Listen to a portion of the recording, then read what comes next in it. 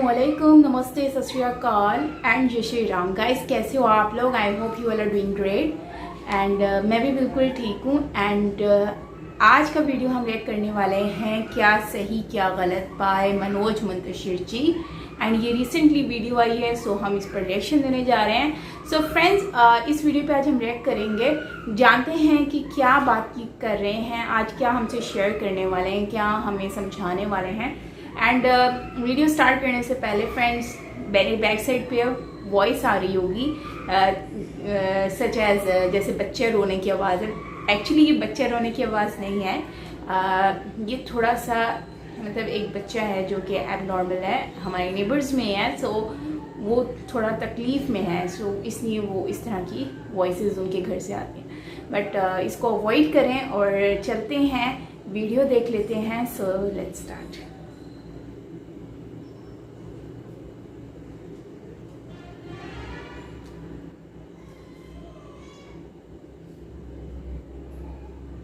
मेरी कोई भी रचना 100% 100% ओरिजिनल नहीं है, तो मेरे खिलाफ याचिका दायर करें। मुझे माननीय न्यायालय का हर फैसला मंजूर है। तेरी गलियां का अंतरा मोमिन के एक शेर से इंस्पायर्ड था। तेरे संग यारा की पंक्तियां फिराक गोरखपुरी के एक शेर से आती हैं। मेरा अपना गीत तेरी मिट्टी अनेकों भाषाओं में ट्रांसलेट हो चुका है, लेकिन शायद ही कहीं मेरा नाम लिखा गया हो। मैं रुकने और झुकने वाला नहीं हूँ, और सिर्फ अपनी मेहनत और अपनी कला के बलबूते पर गौरीगंज की पगडंडियों से सफलता के राजपथ तक पहुंचा हूँ। मुझे राष्ट्रवादी होने की सजा दी जा रही है। मुझे कलंकित करने वाले एक बार ये तय कर लें, मुझे रोकना आपके लिए असंभव है। देखिए, क्या वहां मैंने रॉबर्ट लेवरी का नाम लिया है या नहीं लिया है। आज से इस काम पे लग जाइए। मेरा पूरा नाम, लीगल नाम मनोज मुंतशिर शुक्ला है, और मुझे अपने पूरे नाम पर गर्व है। मुझे अपने पूरे नाम पर गर्व है।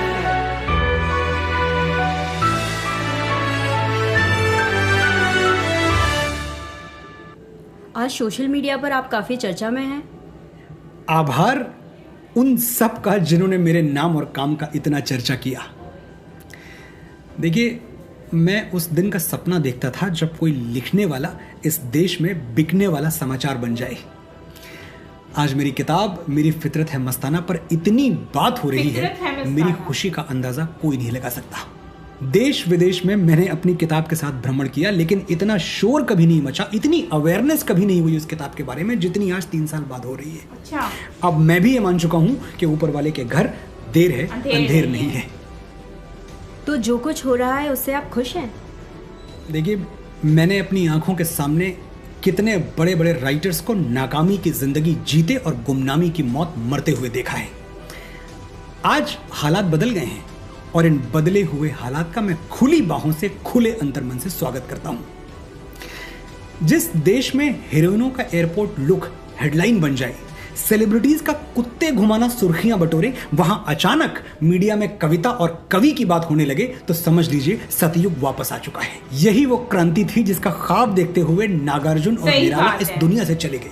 मेरा सौभाग्य है कि मैं इस क्रांति का दूत बन पाया। लेकिन चर्चा तो गलत कारणों से हो रही है। कहा जा रहा है कि आपने एक अंग्रेजी कविता का अनुवाद करके अपने नाम से छपवा दिया है। सिर्फ एक अंग्रेजी? अरे, ये बात तो मेरी हर कविता, हर गीत के बारे में कही जा सकती है। देखिए, 400 से ज्यादा फिल्मी और गैर फिल्मी गीत लिखे हैं मैंने। जिस किताब की बात की जा रही है, मेरी फितरत है मस्ताना, उसी में 200 पन्ने और सैकड़ों रचनाएं हैं। अनगिनत बार देश के सबसे बड़े टीवी शोज पर कविताएं सुना चुका हूं, उनकी गिनती भी सैकड़ों में होगी। इतना बड़ा पहाड़ है रचनाओं का आपके सामने, और आप सिर्फ 4 लाइनें ढूंढ पाए, वो भी उस कविता की जिसका मेरे जीवन में कोई योगदान ही नहीं है। मुझे कॉल करना तेरी मिट्टी थोड़ी है, तेरी गलियां थोड़ी है, बाहुबली थोड़ी है। इस कविता के मेरे जीवन में होने या ना होने से क्या फर्क पड़ता है।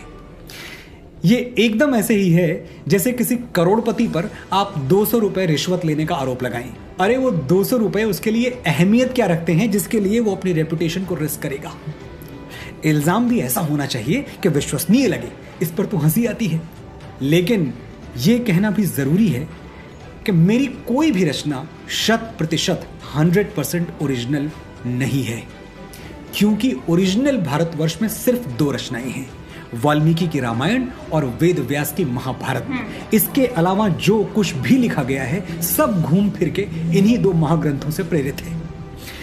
मैं 1000 बार दोहरा चुका हूँ कि तारीफों के लायक न शोहरत का हकदार हूँ, सारी बिजली उसकी है, मैं तो केवल तार हूँ। वो इनकी बुक नहीं है, मतलब तो आप मानते हैं कि मुझे कॉल करना पर रॉबर्ट लेवरी की छाप है? बिल्कुल है, और सिर्फ रॉबर्ट लेवरी की नहीं, Shri Kedarnath Singh, Wordsworth, Emily Dickinson, Pablo Neruda और सिल्विया प्लैथ की भी छाप है मेरी कविताओं पे, इस कविता पे भी। ये वो लेखक हैं जिनको पढ़ के मैं बड़ा हुआ हूँ। मेरी काव्यात्मक चेतना पर इनका बड़ा गहरा प्रभाव है। मैं कुछ भी लिखूं, मेरे शब्दों से ये सभी और अनगिनत और भी लेखक झांकने लगते हैं जिनको मैंने पढ़ा है। अब आज तो खैर मेरा मीडिया ट्रायल हो रहा है, लेकिन जब किसी ने सवाल नहीं भी पूछा था तो भी मैंने खुद जनता के बीच जाकर 100 बार कहा कि मेरे लिखे हुए सुपरहिट गीतों पर हिंदी उर्दू कविता के दिग्गजों का गहरा प्रभाव है। बिना किसी के सवाल पूछे मैंने सैकड़ों मंचों से बोला कि तेरी गलियां का अंतरा मोमिन के एक शेर से इंस्पायर्ड था। तुम मेरे पास होते हो गोया जब कोई दूसरा नहीं होता। मैं ये शेर ना जानता तो कभी ना लिख पाता कि सरगोशी सी है ख्यालों में, तू ना हो फिर भी तू होता है। मेरे एक और बहुत कामयाब गीत तेरे संग यारा की पंक्तियां, कहीं किसी भी गली से जाऊं मैं, तेरी खुशबू से टकराऊं मैं, फिराक गोरखपुरी के एक शेर से आती है। मुझे गुमराही का नहीं कोई खौफ, तेरे दर को हर रास्ता जाए है। अरे कोई 1-2 रचनाएं थोड़ी हैं कि मैं गिनवा दूं। जो कुछ भी मैंने लिखा है, जितना कुछ भी लिखा है वो कहीं ना कहीं से इंस्पायर्ड है, क्योंकि लिखने का कोई दूसरा तरीका होता ही नहीं है। आपसे पहले जो लिखा जा चुका है वही तय करता है कि आप क्या लिखेंगे। मैंने 1000 बार ये बात दोहराई है कि अच्छा लिखने के लिए अच्छा पढ़ना जरूरी है। हम जो पढ़ेंगे वही तो लिखेंगे। हमारे शास्त्रों में इसी को ऋषि ऋण कहा जाता है। जाने अनजाने हमने अपने बड़ों से या अपनी पहले की पीढ़ियों से जो सीख लिया वो हमारे कृतित्व पर कर्ज है, और ये कर्ज लौटाने से मनोज मुंतशिर कभी पीछे नहीं हटा। अभी कुछ बरस पहले की बात है, एक अंतरराष्ट्रीय ख्याति प्राप्त अवार्ड शो में देश के बाहर मुझे सम्मानित किया जाता है। पूरी फिल्म इंडस्ट्री मेरे सामने बैठी हुई है, हॉल खचाखच भरा हुआ है। मंच से घोषणा होती है कि award for the best lyrics goes to Manoj Muntashir for Rashke Qamar. मैं मंच पर जाता हूं और धन्यवाद ज्ञापन के साथ जो पहली बात कहता हूं वो थी, क्या थी आप सुनिए। A big thanks to my co-writers Nusrat Fateh Ali Khan and Fana Buland Shahri. यह वीडियो इंटरनेट पर उपलब्ध है, देख लीजिएगा। अब होना तो ये चाहिए था उस दिन कि मैं पूरी वाहवाही खुद बटोर लेता, लेकिन मैंने अपना ऋषि ऋण अदा किया। मैं अपने करियर की शुरुआत में दूसरों को श्रेय देने से नहीं डरा, अपनी लाइमलाइट शेयर करने से नहीं डरा, तो अब क्यों डरूंगा। मतलब आपकी कविता सिर्फ इंस्पायर ऐसे ही चाहिए। देखिए, इस सवाल का जवाब इतना सीधा नहीं हो सकता। कविता बहुत बारीकी का काम है। सही बात है। कविता की रचना प्रक्रिया समझने के लिए भी खुद कवि होना पड़ता है। जो भाव या अभिव्यक्तियां पब्लिक डोमेन में हों उन पर कोई भी लेखक अपनी तरह से लिख सकता है। वंदे मातरम, वंदे मातरम बंकिम चंद्र जी की रचना है, लेकिन इतनी प्रसिद्ध हुई कि पब्लिक डोमेन में आ गई। जब ए.आर. रहमान माँ तुझे सलाम जैसा बेहतरीन गीत मुझे बेहद पसंद है। जब रहमान साहब ये गीत बनाते हैं तो हुक लाइन में वंदे मातरम का सीधा अनुवाद कर लिया जाता है। वंदे मातरम यानी माँ तुझे सलाम। एग्जैक्टली यही मतलब है इसका, सिर्फ भाषा अलग अलग है। इधर संस्कृत है, इधर हिंदी या उर्दू, जो आप कह लें। गीत के लेखक में कहीं भी बंकिम जी का नाम नहीं दिया जाता, और वो जरूरी भी नहीं है क्योंकि वंदे मातरम पब्लिक डोमेन में है। लेकिन ये बात मैं उनको कैसे समझाऊं जो वंदे मातरम बोलने से भी इनकार करते हैं। कबीर की रचना मेरी चुनरी में परी गयो दाग पिया फिल्मों में आके लागा चुनरी में दाग बन जाती है, और गीतकार में साहिर का नाम होता है, कबीर का नहीं, क्योंकि कबीर की रचना पब्लिक डोमेन में जा चुकी है। ऐसे 2-4 नहीं, हजारों उदाहरण हैं, और इसमें कुछ गलत या अनएथिकल नहीं है। मेरा अपना गीत तेरी मिट्टी अनेकों भाषाओं में ट्रांसलेट हो चुका है, लेकिन शायद ही कहीं मेरा नाम लिखा गया हो, कहीं मेरा नाम दिया गया हो। मैंने कहीं नहीं पढ़ा, सिर्फ गीत पढ़ता रहता हूं, अलग अलग भाषाओं में। मुझे इस बात की कोई शिकायत नहीं है, बल्कि मैं बहुत खुश हूं कि मैंने ऐसा कुछ लिखा जो पब्लिक डोमेन में आ गया। अब वो शब्द सिर्फ मेरे नहीं हैं, दुनिया भर के हैं, जो जैसे चाहे अपना ले। बिल्कुल ऐसे ही रॉबर्ट लेवरी की कविता पब्लिक डोमेन में है। मैंने उसे अपने अंदाज और अपने तरीके से व्यक्त किया जिसका मुझे हक है। मुझे कॉल करना दुनिया का सबसे कॉमन एक्सप्रेशन है। ये लाइन सोचने के लिए किसी लेवरी या मुंतशिर की जरूरत नहीं है। दिन में 2000 बार लोग एक दूसरे से कहते हैं, इंग्लिश में भी, हिंदी में भी और बाकी जो 6500 भाषाएं दुनिया में हैं उनमें भी। आप दुनिया की कोई भी कविता संकलन उठाकर देख लीजिए, क्या हर कविता के नीचे लेखक अपने इंस्पिरेशन का जिक्र करता है? उठाइए कोई किताब, आपके घर भी किताबों से भरे पड़े होंगे। एक चीज है, जब कभी उस कविता के ओरिजिन की बात की जाए तो एक ईमानदार लेखक जरूर सोर्स की बात करेगा कि भाई मैं यहां से इंस्पायर्ड था। मैंने तेरी मिट्टी के लिए भी बगैर किसी से पूछे 100 बार 100 मंचों से 100 टीवी इंटरव्यूज में कहा कि तेरी मिट्टी कैफी आजमी के लिखे हुए फिल्म हकीकत के गीत कर चले हम फिदा से इंस्पायर्ड है। मैं अकेला राइटर हूं जो अपने ट्रेड सीक्रेट्स रिवील करता है, क्योंकि मैं चाहता हूं जो नए लिखने वाले हैं उनको पता चले। मैं जीनियस बन के, लेजेंड बन के बैठना नहीं चाहता कि मैं एक आइवरी टावर में कैद हो गया और मैं किसी को इंस्पायर नहीं कर रहा हूं, किसी को वो नहीं बता रहा जो मैंने सीखा है। ये मैंने सीखा है कि आप इंस्पायर होते हैं तभी आप अच्छा लिखते हैं। मैं आपको एक बात और बताना चाहता हूं, जब आप अच्छी पोइट्री की क्वालिटीज देखते हैं, आप पढ़ें इंग्लिश पोइट्री जाके, मैंने ठीक ठाक सी पढ़ी हुई है, तो उसमें लिखा होता है this is a very beautiful poetry, it sounds inspired. वापस आते हैं उस कविता पर जिसने आग लगा रखी है। अगर कहीं किसी मंच पर मैंने ये कविता पढ़ी होगी, इस कविता का जिक्र आया होगा, तो मैंने फौरन लेवरी का नाम लिया होगा। मैं फिर से ये बात रीइंस्टेट कर रहा हूं, अगर मैंने ये कविता कहीं पढ़ी होगी तो मैंने लेवरी का नाम लिया होगा। जिन लोगों के पास मेरी 3 साल पुरानी किताब खंगालने का समय है, उनको ये काम भी करना चाहिए। मेरी पब्लिक परफॉर्मेंसेस, मेरे लिटरेचर फेस्टिवल्स वाले वीडियोस खंगालें, ढूंढें और जहां मैंने ये कविता पढ़ी हो, देखिए क्या वहां मैंने रॉबर्ट लेवरी का नाम लिया है या नहीं लिया है। आज से इस काम पे लग जाइए। लेकिन नया दौर, नए तौर तरीके। अपनी किताब में किसी भी इंस्पायर्ड रचना के नीचे एक फुटनोट में ओरिजिनल राइटर का नाम देना कोई गलत बात नहीं है, देना ही चाहिए। जो अब तक नहीं हुआ अब होगा, मैं ये शुरुआत करूंगा। मेरी फितरत है मस्ताना के अगले एडिशन में मुझे कॉल करना का ओरिजिनल क्रेडिट रॉबर्ट लेवरी को दिया जाएगा, और यही नहीं, जो रचनाएं किसी भी रचनाकार से सीधे तौर पे प्रेरित होंगी उन सब के साथ सोर्स ऑफ इंस्पिरेशन का नाम मैं जरूर दूंगा।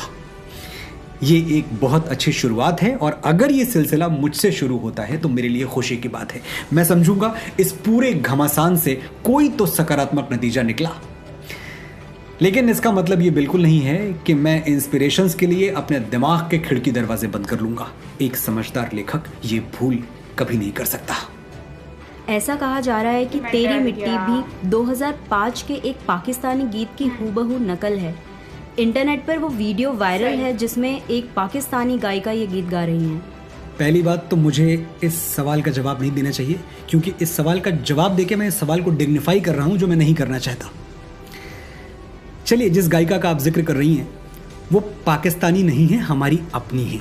गीता रावरी बहुत गुणी लोक गायिका हैं, हिंदुस्तान की हैं, भारत की हैं।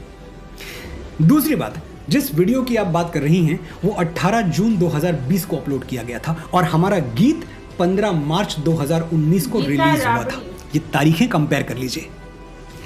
तीसरी बात, उस वीडियो के लिए कमेंट्स ऑफ कर दिए गए हैं और कोई भी समझ सकता है कि ऐसा क्यों है। चौथी बात, मैंने खुद गीता जी का वीडियो कई बार अपने सोशल मीडिया से शेयर किया है। अगर ये गीत नकल होता तो मैं खुद क्यों शेयर करता। फिर भी अगर किसी को कोई शक है तो गीता जी यही हैं, हमारे ही देश में बहुत बड़ी, बहुत विख्यात कलाकार हैं। हर मीडिया हाउस के पास उनका नंबर होगा, कॉल करके पूछ लीजिए। वो बता देंगी कि ये गाना उन्होंने कहाँ से लिया, कहाँ से सुना और कैसे इस गाने की खुशबू उन्होंने देश के गांव और कस्बों तक फैलाई। उनका एहसान है इस गीत पे। तेरी मिट्टी जैसे राष्ट्र प्रेम को जागृत करने वाले गीत पर इस तरह की घिनौनी राजनीति उन करोड़ों भारतवासियों और लाखों सैनिकों की भावनाओं से खिलवाड़ है जो इस गीत को माथे से लगाते हैं। आप मुझसे खफा हैं, गुस्सा मुझ पे उतारिए, मैं हाजिर हूं, लेकिन मेरे देश प्रेम को बेइज्जत मत कीजिए जो पवित्र है, पावन है और जिसे तेरी मिट्टी में लिख के, तेरी मिट्टी में ढाल के मैं धन्य हो गया। ये घिनौनी राजनीति आप ही के साथ क्यों हो रही है? क्योंकि मैंने ही अपने YouTube चैनल पर वो वीडियो बनाया था जिसने एक बहुत बड़े समुदाय को रातों रात मेरा दुश्मन बना दिया। ये लोग जो ट्विटर पर मेरी एक बरसों पुरानी कविता को लेकर इतना तूफान खड़ा कर रहे हैं, ये वही लोग हैं जिन्होंने मेरा वीडियो रिलीज होने के बाद मुझे सीधे निशाने पर ले लिया था और उसके बाद हर दिन बल्कि हर घंटे मुझे पानी पी पी के गालियां देते रहे। क्या ये महज संजोग है कि ये कविता उछालने वाला, इस पर पहला ट्वीट करने वाला कोई साधारण पाठक नहीं था, बल्कि उसी भड़के हुए समुदाय का एक प्रतिनिधि है जो कई हफ्ते पहले से रोज सुबह उठ के मुझे गालियां दे रहा था। देखिए आप जाके, मैं चैलेंज करता हूं, देखें कि ये बात कहां से शुरू हुई, पहला ट्वीट किसने किया था। वीडियो में कही मेरी बात बहुतों को बहुत चुभी, वैसे ही चुभी जैसे हर सही बात चुभती है। मेरे कई करीबी दोस्तों ने मुझे आगाह किया कि अब मुझे टारगेट किया जाएगा। बिल्कुल यही हो रहा है, लेकिन मुझे टारगेट करने वालों के लिए एक बुरी खबर है, मैं रुकने और झुकने वाला नहीं हूं। मेरे साथ लाखों भारतवासी कंधे से कंधा मिलाकर खड़े हैं। ये लोग जानते हैं कि मैं सच कह रहा हूं और सच को कभी समर्थन की कमी नहीं होती। मेरे गीत सुनने वाले और इन गीतों से इश्क करने वाले अच्छी तरह समझते हैं कि नकल करके 1-2 गीत लिखे जा सकते हैं, इतना बड़ा करियर नहीं खड़ा किया जा सकता, इंडस्ट्री का हाईएस्ट पेड राइटर नहीं बना जा सकता, वो भी गौरीगंज अमेठी से आके। मुझे अपने विरोधियों पर इस बात के लिए तरस आता है कि वो मेरे विरुद्ध कोई बड़ा स्कैंडल नहीं ढूंढ पाए। ढूंढते भी तो खैर कहां से मिलता। मैंने एक बेदाग जिंदगी गुजारी है और सिर्फ अपनी मेहनत और अपनी कला के बलबूते पर गौरीगंज की पगडंडियों से सफलता के राजपथ तक पहुंचा हूं। मेरी कहानी हर उस नौजवान की कहानी है जिसमें सपने देखने और उनके लिए लड़ने की हिम्मत है। तो आप अपने पाठकों और फैंस से क्या कहना चाहेंगे? मेरे पास कोई फैन नहीं है, एक भी फैन नहीं है मेरे पास। ये जो आपको तकरीबन 30-35 लाख लोग सोशल मीडिया पे देखते हैं, ये मेरी फैमिली है और जब भी मुझे समर्थन की ज़रूरत होगी, ये फैमिली बिना कुछ कहे, बिना कुछ पूछे, बिना कोई सवाल किए मेरे साथ खड़ी मिलेगी। मेरी या किसी भी राइटर की लेगेसी एक दिन में नहीं बनती, बरसों की कलम तोड़ मेहनत और संघर्ष के बाद कामयाबी की धूप चमकती है। मेरी धूप अब आपके हवाले है। आप तय कीजिए कि मुझे तेरी गलियां, तेरे संग्यारा, कौन तुझे, फिर भी तुमको चाहूंगा, बाहुबली, तेरी मिट्टी, मेरी फितरत है मस्ताना, जूते फटे, इन सब के लिए याद रखेंगे या प्रायोजित और निराधार आरोपों के लिए? आपके लिए मेरे लिखे हुए 400 से ज्यादा गीत, सैकड़ों कविताएं और राष्ट्र को समर्पित मेरे अनगिनत वीडियोस महत्वपूर्ण हैं या वो 4 लाइनें जिनको पूरी बेशर्मी से तोड़ मरोड़ के मुझे राष्ट्रवादी होने की सजा दी जा रही है? एक आखिरी बात, इस देश में जंगल राज नहीं है, हर विवाद के लिए कोर्ट और जुडिशरी बनी हुई है। अगर मैंने कुछ गलत किया है तो मेरे खिलाफ याचिका दायर करें, मुझे माननीय न्यायालय का हर फैसला मंजूर है, लेकिन सोशल मीडिया का ट्रायल मुझे मंजूर नहीं है। और मुझे कलंकित करने वाले एक बार ये तय कर लें कि उनको परेशानी मेरी कविता से है या मेरे राष्ट्रवादी वीडियो से, क्योंकि मैं राष्ट्रवादी हूं। ये वीडियोस बनाता रहूंगा, कविता लिखता रहूंगा, मुझे रोकना आपके लिए असंभव है। एक और इंफॉर्मेशन, मेरा पूरा नाम, लीगल नाम मनोज मुंतशिर शुक्ला है और मुझे अपने पूरे नाम पर गर्व है। Thank you.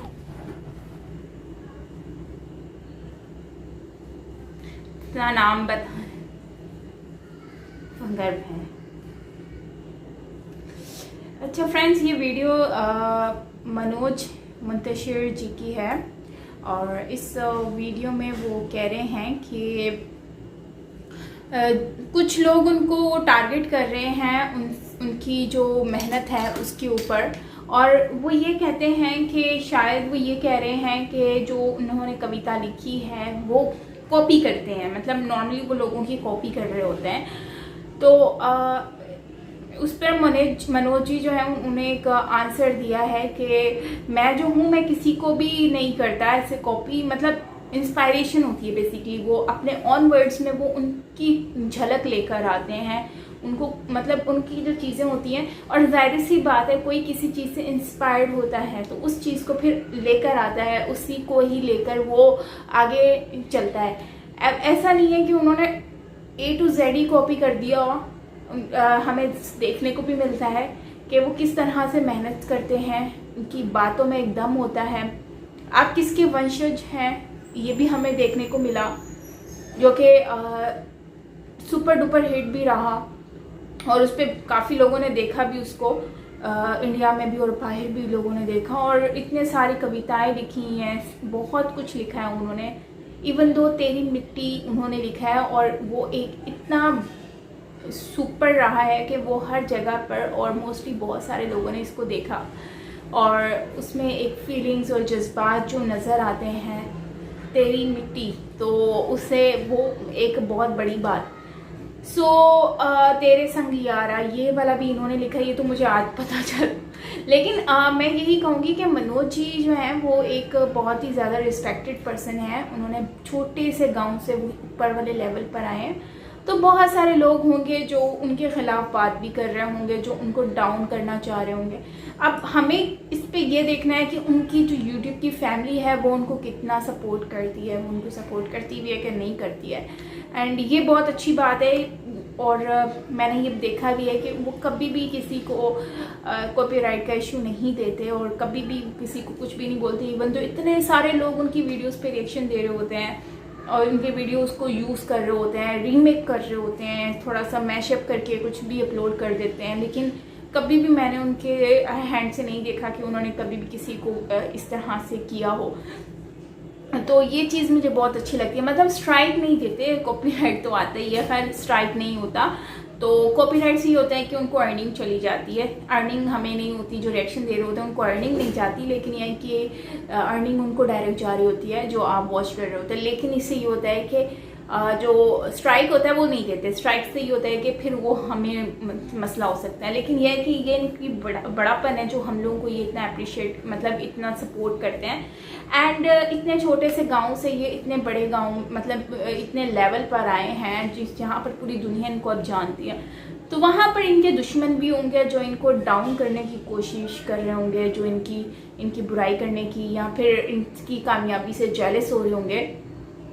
तो अगर उन्होंने कॉपी किया तो उसमें उन्होंने सारी चीज़ों पे क्लैरिटी भी की है कि मैंने ये यूज़ किया, तो इसमें मैं उनको जो है वो उनका नाम भी लेता हूँ। मैं शोज़ में जाता हूँ वहाँ पर भी उनका नाम लेता हूँ। मैं करता भी रहूँगा यूज़ और मेरी इंस्पायरेशन है वो लोग, और हर लाइन में उनकी झलक दिखेगी जिनकी मैं कविता यूज़ करूँगा। तो ये ही चीज़ होती है, हमें हम जो है ना, एक्चुअली हम लोगों को जो नज़र आ रहा होता है हम उसी पे बिलीव कर लेते हैं। लेकिन हम ये नहीं देखते कि वो सामने वाला बंदा कितनी मेहनत कर रहा होगा, वो बंदा अपना टाइम लगाता है, इतना कुछ कर रहा है, फिर जाके उसको एक कामयाबी मिलती है। लेकिन जेलसी फील करने वाले लोग पता नहीं कहाँ से आ जाते हैं और क्यों इतना जेलस होते हैं कि उनके ऊपर जो है वो अब इस तरह से ट्वीट से वो इतना कुछ कहाँ से कहाँ बात ले गए। एनीवेज, मनोज मुंतशिर को कौन कौन सपोर्ट करता है और आपको क्या लगता है कि वो सही है या गलत है, ये आप मुझे कमेंट सेक्शन में बताइएगा।